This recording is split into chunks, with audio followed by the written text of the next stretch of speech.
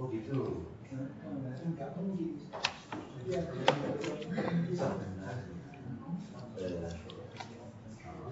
Nah, kalau itu modelnya ada inisiatif dulu. Loa. Loa itu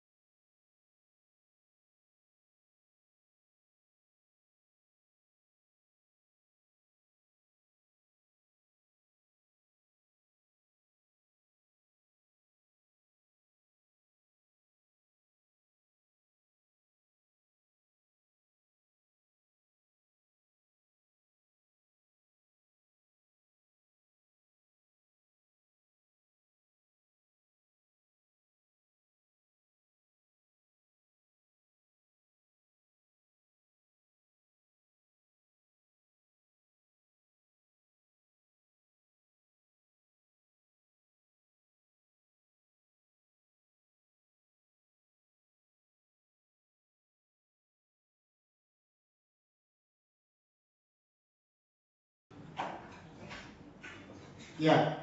Oke, selamat sore teman-teman mahasiswa dan Bapak Ibu dimanapun berada. Oh, terima kasih, selamat sore Pak Pendeta Hananto. Ada bersama-sama dengan kita. Jumpa lagi di kegiatan berkarya Sivitas Akademika Fakultas Teologi UKSW.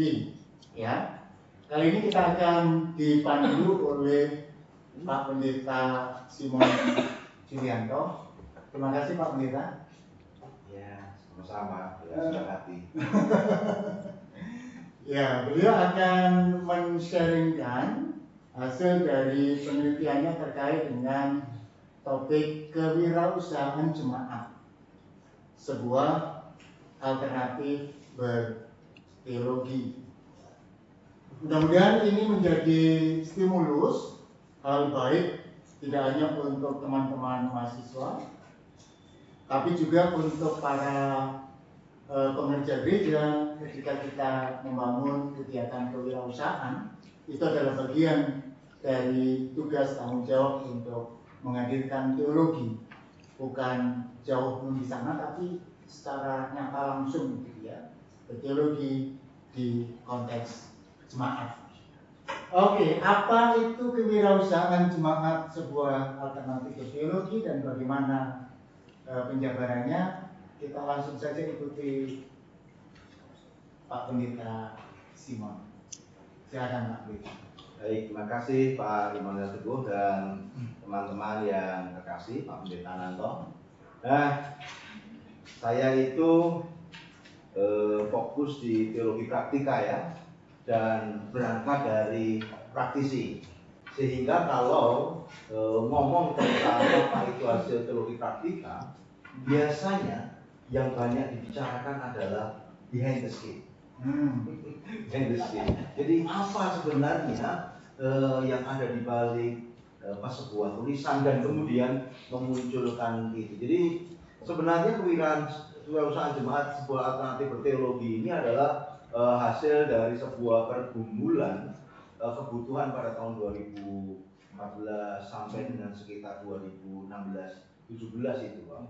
Jadi ketika diminta untuk membantu Fakultas Teologi UKSW, dan kemudian saya ngomong bahwa saya ngajar sesuatu yang jadi passion saya saja lah. Di situ sudah ada apa disebutkan, boleh berikan pada saat itu ini. Kemudian salah satunya adalah teologi wirausahaan. Oke, saya lihat di situ apa modulnya, apa silabusnya. Ternyata yang terjadi adalah silabus yang ada itu pelatihan murni, entrepreneurship saja. Jadi ini nggak jawab. Ini harusnya yang menyelenggarakan itu FEB kalau begitu. Harusnya yang menyelenggarakan justru malah penggiat-penggiat entrepreneur. Nah, tugasnya Fakultas Teologi bukan sekedar melatih, bahwa di balik atau bersamaan dengan itu juga ada semacam pelatihan praktiknya, tetapi ada hal yang lain yang dibutuhkan oleh mereka. Jadi, kenapa kemudian akhirnya terbawa untuk memberi bekal, dan memang pada masa-masa itu juga kebenaran ketemu dengan Pak Ya Wijaya dari Duta Wacana yang notabene itu kebetulan. Kebenaran kebetulan. Kebenaran itu kebetulan. Dan ini orang-orang lapangan begitu. Beneran gitu.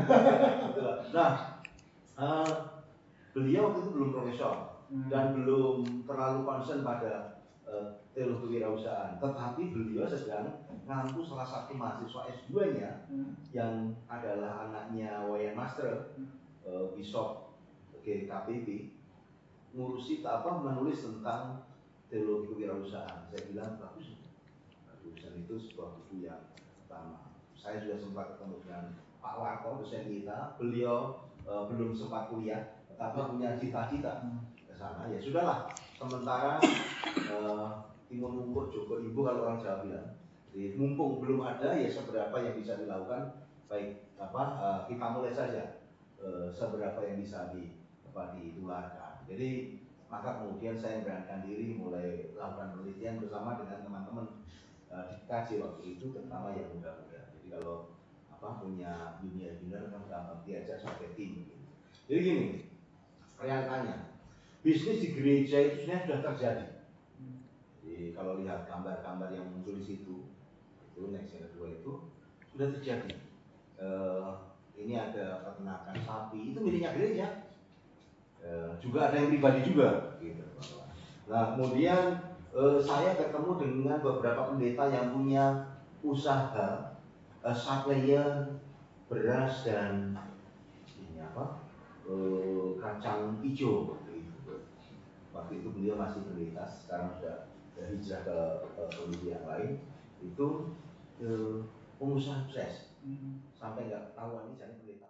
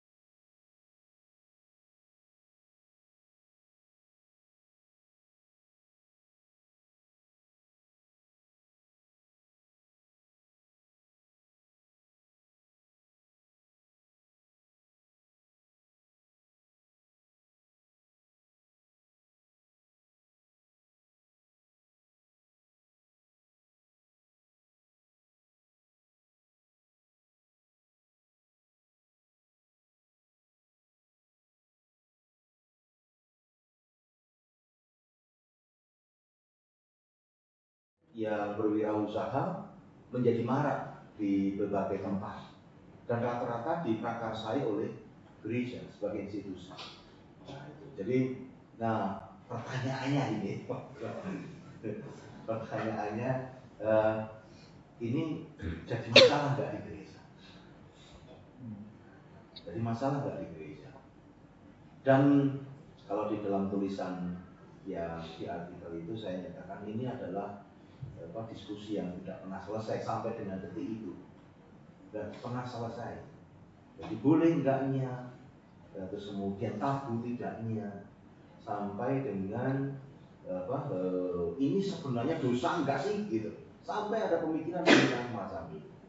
Nah, berbarengan dengan itu maka kemudian terjunlah tim untuk wawancara kepada pendeta-pendeta dan jemaat yang notabene mereka sungguh-sungguh berwirausaha, tetapi pada saat yang sama juga melakukan pelayanan dengan baik. Jadi saya beritakan saya ini fenomena pendeta berwirausaha pada masa-masa itu.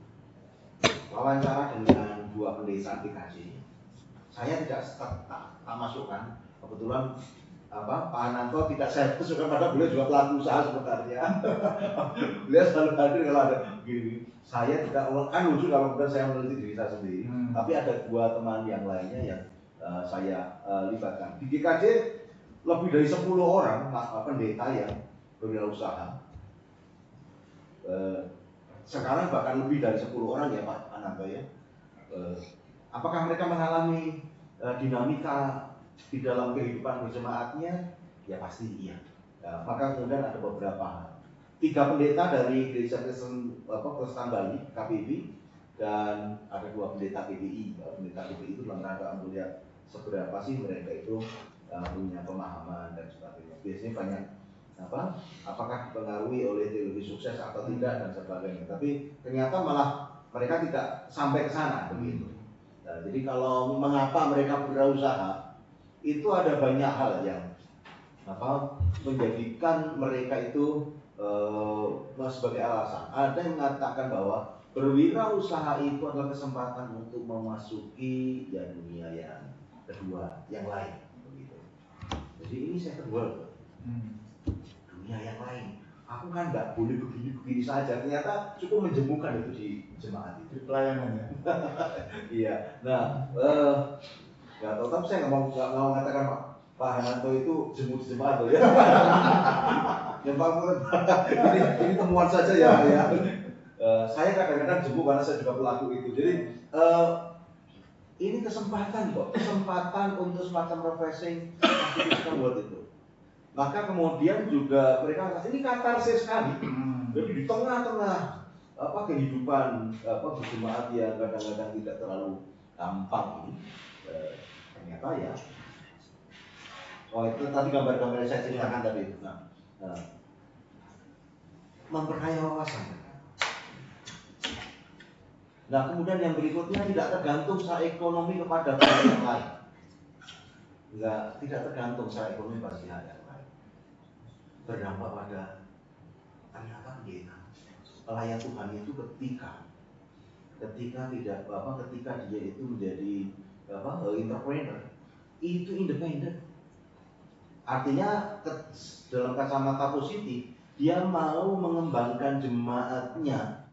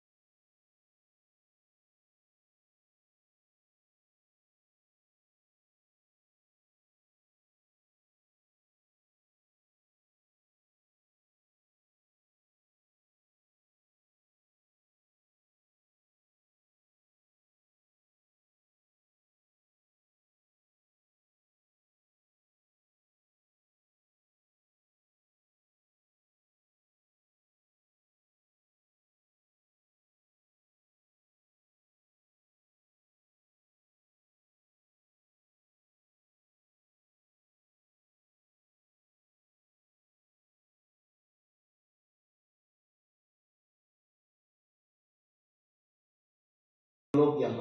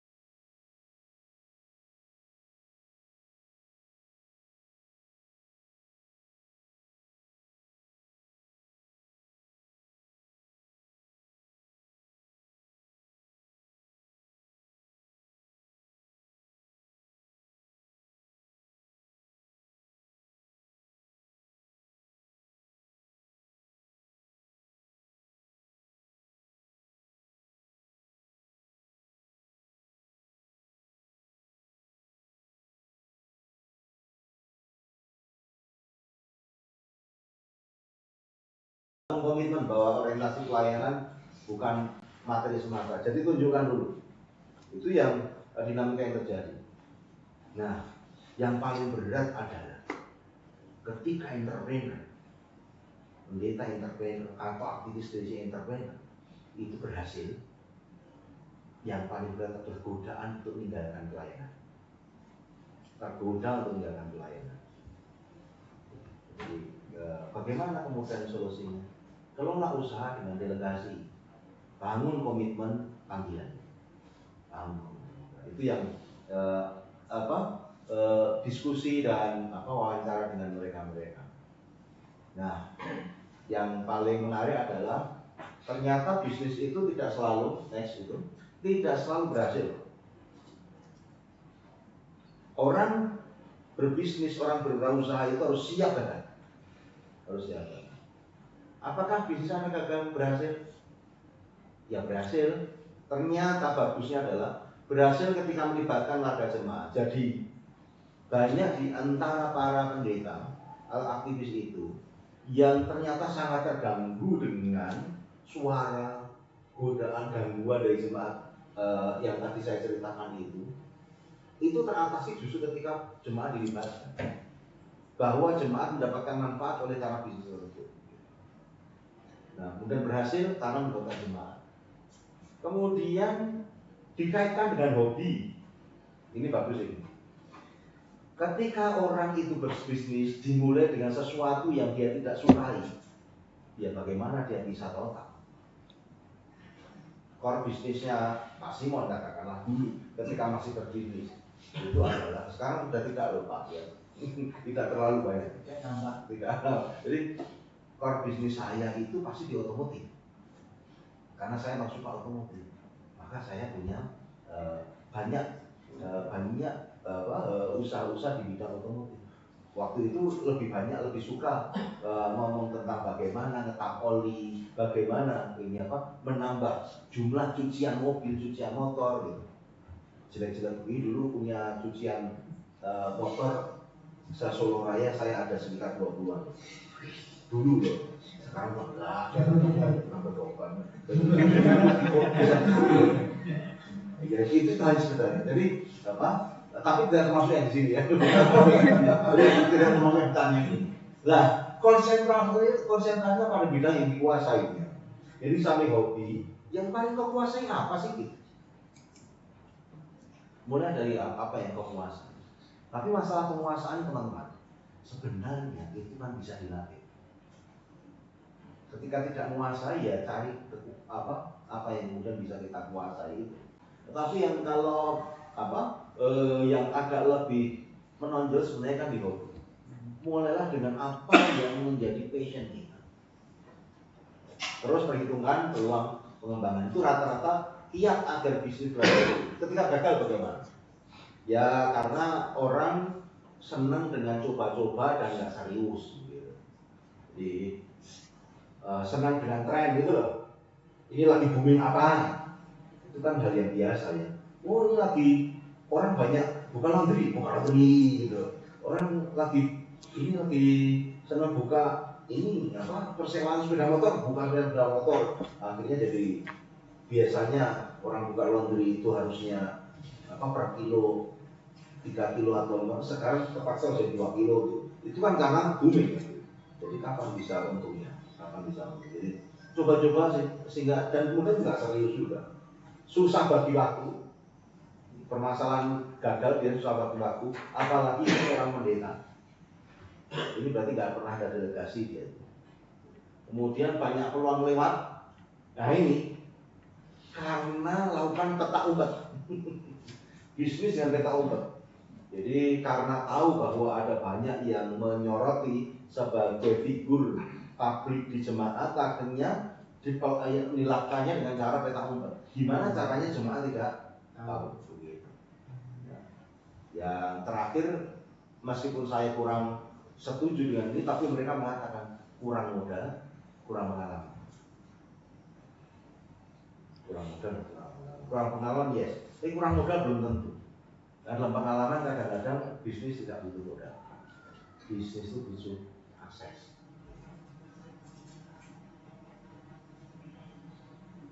Nah, ya yang berikutnya setelah tahu itu kemudian ada kesadaran dan kemudian di tulisan itu saya mencoba membawa kepada sebuah pemahaman. Lalu kalau demikian, oke lah. Kenapa terjadi situasi begitu sih di tengah-tengah orang yang berbisnis, terutama pendeta, terutama gereja, terutama jemaat yang aktif dan sebagainya. Yuk kita mulai dengan mencoba menghayati apa yang disebut sebagai wirausaha. Sebenarnya kata kuncinya ada pada bagian yang paling bawah. Kewirausahaan sebenarnya lebih menuju pada spirit. Jadi selalu ada permasalahan-permasalahan di jemaat karena stigmanya jemaat itu adalah begitu ngomong wirausaha, begitu ngomong bisnis pasti ngomong duit, ngomong uang. Tidak. Entrepreneur itu adalah spirit. Kewirausahaan itu adalah spirit. Maka kalau googling tentang apa itu wirausaha, pasti ada kaitan dengan motivasi, ada kaitan dengan visi misi, ada panggilan jiwa, ada passion, konsistensi, persepsi, emosi, nilai-nilai, sikap, perilaku, karakter manusia dan sebagainya. Loh kok nggak ada hitung-hitungannya? Gitu. Nggak ada hitung-hitungannya. Nah hitung-hitungannya itu nanti akan tumbuh dengan sendirinya. Itu pada ranah praktika itu nanti baru kelihatan ketika itu dieksekusi. Tapi modal utama ketika orang itu berbisnis itu sebenarnya adalah spirit bisnis itu, jiwa bisnis itu ada atau tidak. Dan ternyata jiwa bisnis itu bisa ditumbuhkan, spirit bisnis itu bisa ditumbuhkan. Jadi ini kan bukan sesuatu yang memang ada orang yang memang bakatnya itu adalah bisnis, tapi ada orang yang memang nggak punya bakat karena keterpaksaan itu bisa muncul jiwa bisnisnya. Saya itu juga muncul oleh karena keterpaksaan. Jadi kali-kali Pak Ananto pernah dengar cerita tentang saya pada saat itu. Saya didolakan kerja oleh karena ngurusi istri yang sakit keras gitu. Oleh jemaat saya, betapa kejamnya waktu itu ya. Tetapi apa boleh buat? Saya nggak boleh. Saya mau buktikan kepada mereka tanpa kalian aku bisa hidup gitu. Tanpa kalian aku bisa hidup. Akhirnya muncullah jiwa kewirausahaan itu dan artinya belajar itu bisa dipelajari dan bisa ditumbuhkan. Jadi ini permasalahan spirit. Lalu apakah tidak ada pemikiran penggalian teologi tentang itu sih? Ya sejarah kitab suci memang artinya dirunut mau membuktikan bahwa kekristenan awal dalam sejarah memang tidak terlalu peduli dengan dunia bisnis karena memang waktu itu kan dunia baru itu diharapkan segera terjadi sehingga tidak terlalu memikirkan untuk yuk kita berusaha, yuk kita ini ya bahwa dalam rangka menantikan kita harus kerja, yes, kerja yang sebaik-baiknya, tetapi kemudian mengembangkannya, oh ini sudah sedemikian dekat kok. Hari Tuhan itu sudah dekat kok, ngapain sampai ini? Maka tidak terlalu diperhatikan. Nah kemudian memang pada saat itu dunia dipandang kotor, pengaruh paham Aion. Jadi itu kalau itu di perjanjian baru utama. Cuma harus diperhatikan pada dirinya perjanjian lama sebagian besar masih tidak bicara tentang kekotoran bisnis, kerja dan sebagainya. Bahkan manusia itu ketika jatuh dalam dosa dia harus mengusahakan. Jadi konsekuensi dari dosa adalah maka dia harus berusaha. Maka dia berusaha. Nah, itu apa? Kalau di perjanjian baru yang notabene adalah sejarah adanya gereja, dan di situ dialektika tentang dunia kotor dan sebagainya banyak dipengaruhi oleh karena waktunya sudah dekat. Sikap yang dibangun memang dunia kotor tapi kita bersih. Jadi dalam rangka memenuhi hidup maka kita harus rajin, jujur, tekun kalau kerja. Gitu. Padahal ternyata akhirnya juga bingung kan? Ketika hari Tuhan nggak datang-datang, dia sudah dibuat sedemikian rupa, nggak usah berusaha, yang penting kerja baik-baik. Akhirnya hari Tuhan nggak ada. Ya. Nah, kalau di dalam sejarah pemikiran maka kita belajar tentang ada pembaharuan pemahaman kok. Weber di Testamentik, in the Spirit of Capitalism, kemudian Tony Religion, The Rise of Capitalism, ketika mereka merespon Calvinis, Protestants, dan Lutherian, menekankan tentang teologi panggilan.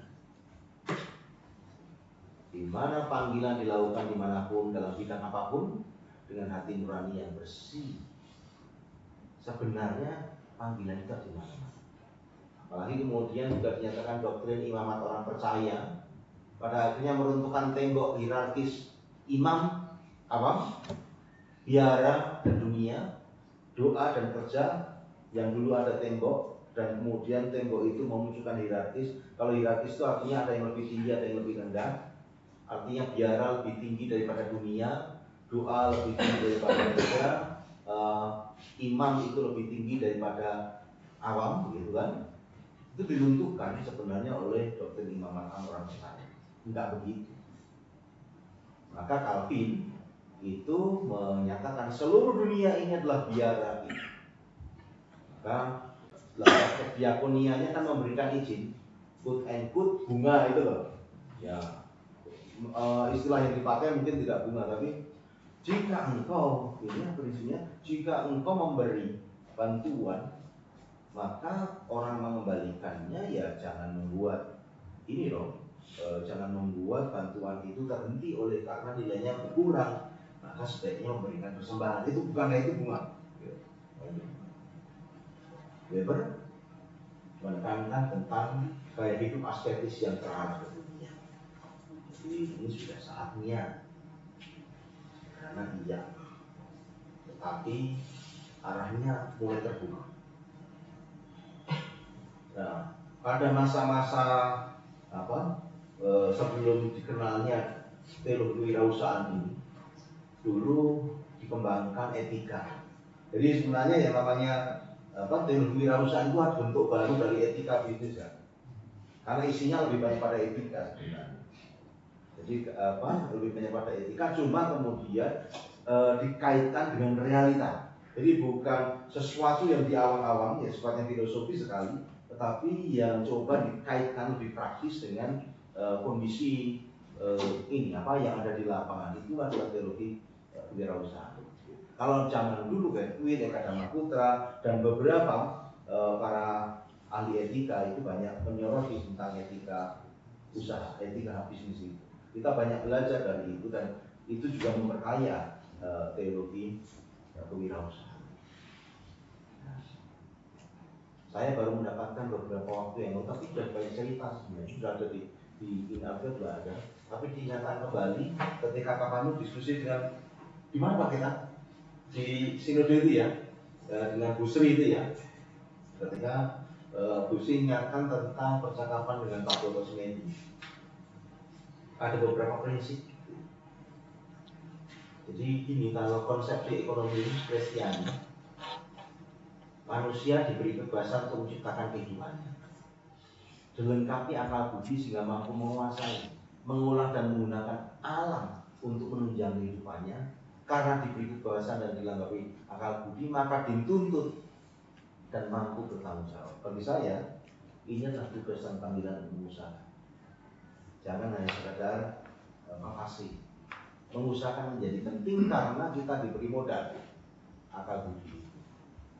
Manusia menggarap potensi diri untuk menggarap potensi alam, untuk menggarap hidup, menunjang kehidupan.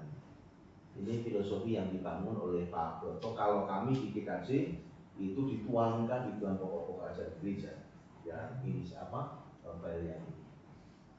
Nah, kemudian dikaitkan dengan ekonomi, penggarapan yang disampaikan bahwa manusia menggarap potensi diri untuk menggarap potensi alam agar menggarap hidup ini dalam rangka menunjang hidup itu dilakukan dalam suatu rumah tangga. Oikos, ini bahasanya Bu Sri Julandani. Dalam penggarapan itu ada aturannya, nomos, itulah oikos nomos. Ekonomi. Aktivitas manusia menggunakan bahan garap sumber daya yang terbatas untuk memenuhi kebutuhan. Dia memakai pemikirannya Pak Dr. Sumendi, dan artinya memakai pemikirannya pokok-pokok ajaran gerejanya. Nah, dan kembali kepada kenapa kemudian harus ada teologi wirausaha. Faktor pemicu teologi wirausaha.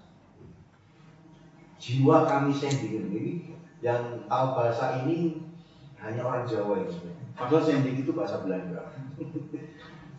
Jadi orang Jawa itu mempunyai kebiasaan kalau mau mengatakan sedikit-sedikit itu, gitu loh, sedikit-sedikit. Jadi sedikit-sedikit makan, sedikit makan itu mereka selalu mengatakan kami makan ya Pak ya, kami makan gitu. Nah ini sedikit-sedikit sending, sedikit-sedikit sending itu disebut dengan kami sending.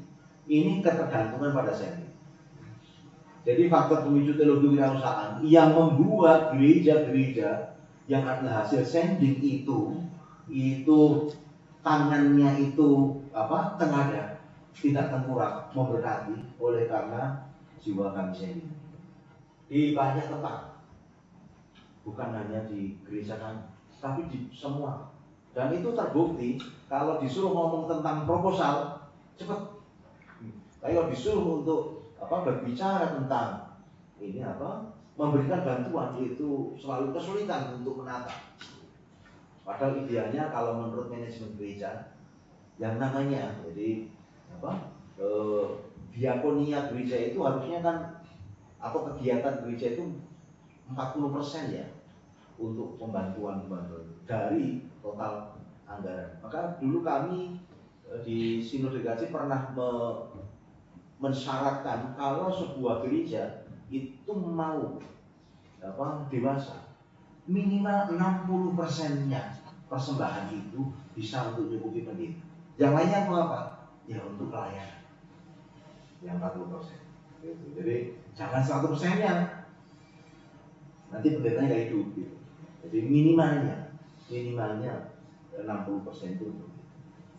Itu yang ini kan itu sebenarnya sumbernya dari teori manajemen gereja itu, yang kebijakan itu. Kemudian yang kedua, perkembangan dunia yang harus dijawab terus oleh gereja. Ketidakseimbangan persembahan dengan tugas.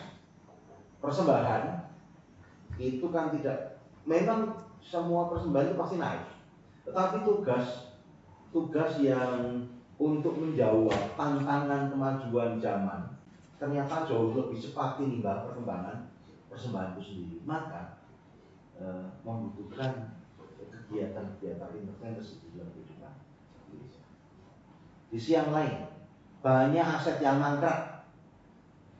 Banyak gereja-gereja yang mengatakan bahwa kami miskin, tetapi ternyata dia gerejanya hidup di tengah-tengah tanah yang luas sekali dan tidak pernah terkerjakan. Saya pernah khotbah di sebuah gereja, tidak perlu saya sebutkan, tapi jelas di Jawa.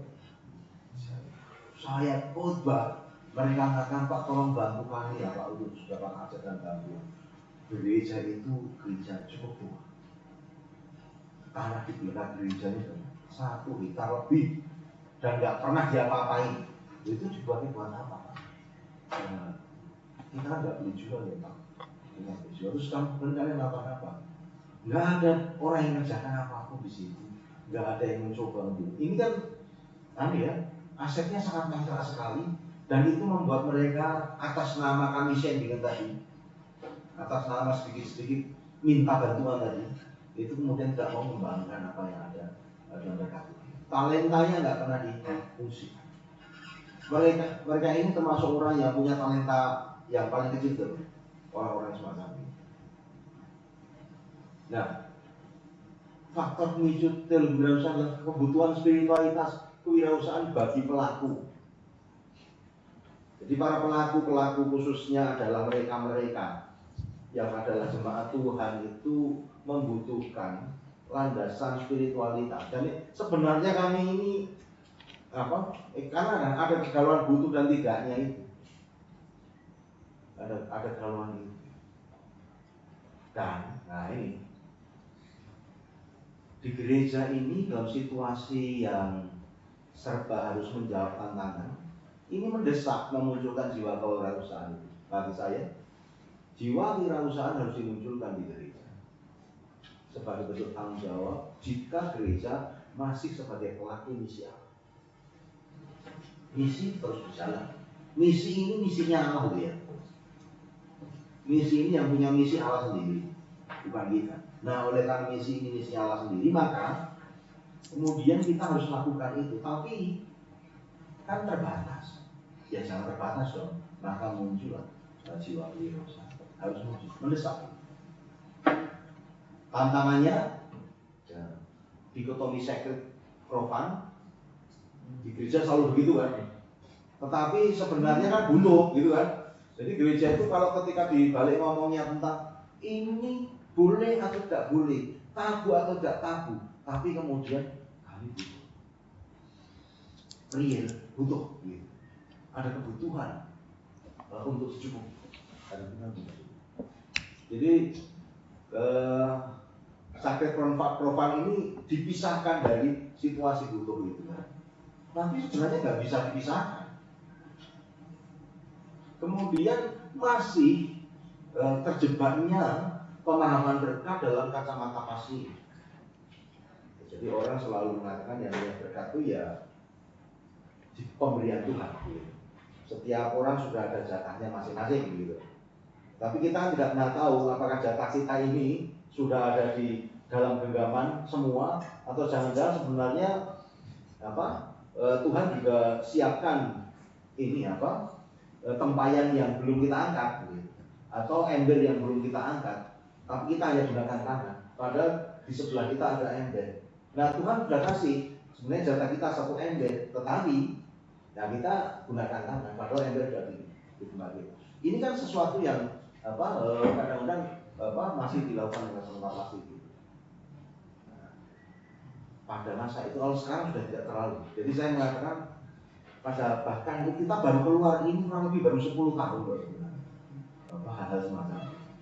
Sesuatu yang belum banyak disentuh oleh teologi sehingga dianggap aneh. Saya tidak sekedar dianggap aneh. Pada tahun 2014-2013 itu ada hujatan dari seniornya dikaji mengatakan saya dan Pak Ketum pada saat itu sebagai kapitalis. Ketum sama sektumnya senior dikaji kapitalis. Mau diarahkan kepada kapitalis. Saya jawab ya memang saya itu penganut Kristus yang baik dan Kristus itu mengajarkan kapitalisasi, ya kan? kapitalisasi dengan kacamata positif. Kapitalisasi ini ajaran talenta itu kan kapitalisasi sebenarnya, apa pelipat gandaan, tetapi dengan kacamata positif gitu. Jadi tapi hanya karena dinamika yang ada Pak, ini apa dinamika yang ada sekarang nyatanya ya apa beliau sendiri yang mengatakan itu ya sering ini mendapatkan manfaat oleh karena kewirausahaannya kami begitu. Jadi sering dia Mas aku bisa boleh ini rakyatnya dari mulai orang yang nggak ingat waktu itu beliau menghujat bisa. Nah bersyukur kalau sekarang ini sudah cukup banyak referensi akademis apa kewirausahaan. Pak Ananto dulu Pak apa bukunya ya Pak ya kewirausahaan prakteknya belum. Bolehnya beliau juga menyiapkan nanti. Kalau saya jangan harapkan saya kalau saya pas lagi mute itu nanti akan muncul. Tapi biasanya saya dengan tim biasanya. Jadi modelnya kan saya dengan tim cerita, kemudian orang lain yang akan apa mengembangkan. Saya waktu itu belum banyak referensi. Belum banyak referensi akademis yang sekarang sudah lumayan. Moga-moga ini jadi semakin. Nah, kebutuhan pijakan teologis itu juga saya bisa. Kewirausahaan gereja masih menimbulkan pro kontra hingga saat ini. Masing-masing pihak mendasar teologis atas pendapatnya. Perlu mencoba mengelaborasi pemikiran teologi kewirausahaan yang berangkat dari sunnah gereja di Indonesia. Yang saya lihat di GKPB, di GKJ pada saat itu menjadi landasan praksis berteologi kewirausahaan. Meskipun sekarang bukan hanya 2 gereja ini, banyak gereja yang sudah mulai. Entah mereka mengakui atau tidak. Kalau GKPB itu dengan terang-terangan merubah paradigmanya, ajarannya dengan konsep teologi kewirausahaan.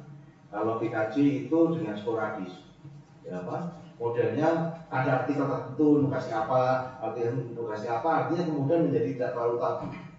Kalau GKJ itu selalu dengan cara ini apa? Ada orang-orang nikah di mana-mana, misalnya ada keputusan begitu. Jadi kalau ada orang seperti Pak Ananto, saya, Pak Yosef dan sebagainya, jadi masalah nggak di jemaatnya, enggak, ketika enggak artinya, bisa dilakukan, begitu kan? Jadi memang apa sangat praktis sekali kalau di GKJ. Jadi itu yang terjadi. Jadi kalau di GKPD bedanya adalah memulai dengan merubah paradigma, dan akhirnya menjadi tidak tabu, bahkan kemudian menjadi ajaran teologi yang kemudian dibagikan oleh mereka. Nah, jadi selalu saja teman-teman itu ada dialektika teologi dimanapun tempatnya, apalagi para yang baru. Teologi kewirausahaan itu pun ada pro dan kontra, kelompok yang setuju dan kelompok yang tidak setuju, ada yang berlawanan, begitu selalu ada. Ini yang saya sampaikan di sini salah satu contoh begitu. Ada lagi contoh lain tentang teologi kerja begitu. Ada lagi contoh tentang teologi tubuh, itu lain lagi. Itu dinamika di dalam berteologi kewirausahaan ada. Tapi yang paling sering muncul di jemaat itu adalah yang ini, tentang Tuhan Yesus yang marah di bait Allah itu. Yang marah di bait Allah, menekankan bahwa Tuhan Yesus tidak memperbolehkan mencampur adukan dunia dan dunia bait Allah gitu. Nah, yang setuju mengatakan yang dibicarakan di sana sebenarnya konteksnya Tuhan Yesus berbeda dengan, maka harus ada reinterpretasi terhadap kondisi sosiologis agama yang ada pada saat itu. Jadi ini kan ketidakmoralan para pelaku penjaga gawang bait Allah yang ada di sana pada saat itu kan sebenarnya. Jadi sehingga kemudian terjadilah praktik-praktik penjualan burung dara yang dengan harganya kalau di luar jauh lebih mahal dan sebagainya. Konon begitu. Jadi harus dibaca dengan kacamata yang lain bagi yang setuju dan pro terhadap kewirausahaan. Tapi kalau pas mana yang benar dan tidaknya, ini masih menjadi PR gitu bagi kita. Lalu kemudian oleh karena waktu itu membicara tentang kebutuhan berteologi, apa sih teologi itu, saya memakai pemahaman yang dipakai oleh Benima yang waktu itu sering datang ke Indonesia dan mengatakan tentang apa sih teologi itu. Teologi adalah ilmu yang mempelajari segala sesuatu yang berkaitan dengan keyakinan beragama, meliputi segala sesuatu yang berhubungan dengan Tuhan, kehidupan manusia yang Tuhan. Kegiatan berteologi adalah upaya analisis dan argumen-argumen untuk mendiskusikan, menafsirkan, mengajar dalam salah satu bidang dari topik-topik agama. Sehingga akhirnya muncullah, kalau yang terakhir ini adalah saya sendiri yang merumuskan berdasarkan pemahaman itu dan dinamika yang ada. Jadi teologi wirausahaan itu apa sih? Ada upaya analisis dan dialog untuk mendiskusikan, menafsirkan, mengajar dalam bidang kewirausahaan dilihat dari perspektif teologi. Ya sederhana, perspektifnya banyak. Ada dogmatika, ada etika, tapi juga harus diketahui di sana juga ada skill juga yang harus basis. Waktu saya jam berapa? Boleh ngomong lagi Pak? Baik, cepetan. Kalau ini kebutuhannya dikaji kalau yang ini ya, teman-teman. Jadi apa? Kalau yang terakhir saya kebutuhannya dikaji. Jadi karena yang saya teliti lebih banyak dikaji, itu gini. Merunut spiritualitas entrepreneur dikaji. Kami yang basis kami, basis teologi kami, setengahnya itu Kiai Sadra, setengahnya itu adalah Sandy yang berdosa karena kemudian membuat kami menjadi Ridho Lukai Asto atau kemudian minta terus Tuhan kami Sandy. Tetapi yang memunculkan spirit kewirausahaan itu adalah justru misionaris lokal Kiai Sadra. Spirit yang beliau tekankan adalah spirit mandiri dan merdeka. Dan memang ya beliau ini menekankan tentang pasangan Kristen mati. Dan ini spirit kewirausahaan. Bagaimana hidup dalam suasana kultur masyarakat Jawa ini Pak Ageng oleh Sutaman, kondisi masyarakat atau jemaatnya itu mandiri, saling mencukupi. Struktur masyarakat Jawa memang masyarakat yang begitu.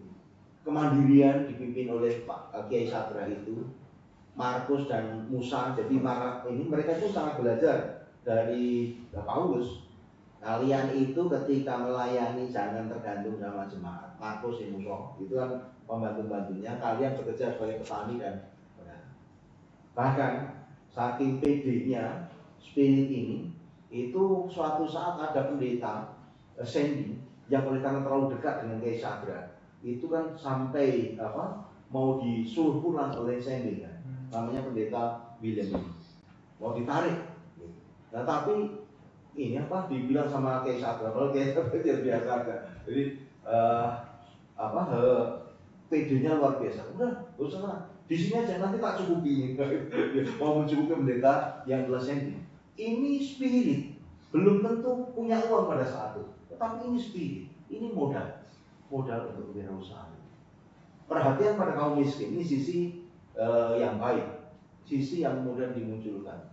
20 kakak ditolong dengan iuran umat untuk sewa seperti yang akan dikerjakan. Itu kegiatan-kegiatan yang dilakukan bukan sekedar katekisasi. Kehidupan ekonomi dibisarkan dalam pertemuan rutin, penatua kumpulan uang dalam keranjang untuk membantu, itu kebiasaan-kebiasaan yang terjadi pada saat itu. Bahkan padahal waktu itu kan belum ada koperasi. Koperasi tak sejak tahun 1900-an. Sudah ada semacam koperasi Sinoman, menyediakan dana bagi yang butuh, mengembalikan bunga yang rendah. Itu. Nah, lanjut lagi. Nah, ini ada datanya yang KSB kalau yang ini berikutnya.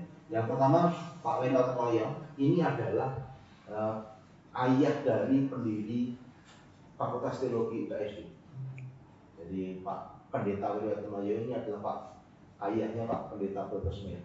Jadi kita bisa tahu Pak Broto Smith sedemikian itu sebenarnya dari mana sih gitu. Beliau lah yang memunculkan pertama kali tentang kami sendiri. Kemudian Pendeta Basuki Probowinoto, kita semua tahu ada gedung yang di sini kan, melancarkan tentang Kuitang Abad ketika ngobrol dengan Belanda, untuk mau mengakuisisi apa yang menjadi milik Belanda waktu itu, kami bisa. Intinya begitu. Intinya mengatakan kami bisa. Loh kalian mau bisa? Oh kami bisa gitu. Bahkan kemudian Pelita Atot tahun 47 terus Notapo Brawinoto itu untuk menyatakan ini kesanggupan lokal yang akhirnya mereka pingin untuk tetap mendukung itu. Dan maka kemudian ada inisiasi diakonia ekonomi dan sebagainya. Masih ada banyak pekerjaan memang. Kalau di sana saya menjelaskan tentang 3 hal, tentang teopreneur, kemudian teologi Yesus figur entrepreneur, dan kemudian belajar teologi ekonomi dari Rasul Paulus. Saya pikir kita semua sudah tahu, tapi ada banyak pekerjaan rumah teologi wirausaha itu. Menghargai, maka misi, jadi ada pendekatan misi yang harus kemudian masih dicermati oleh gereja.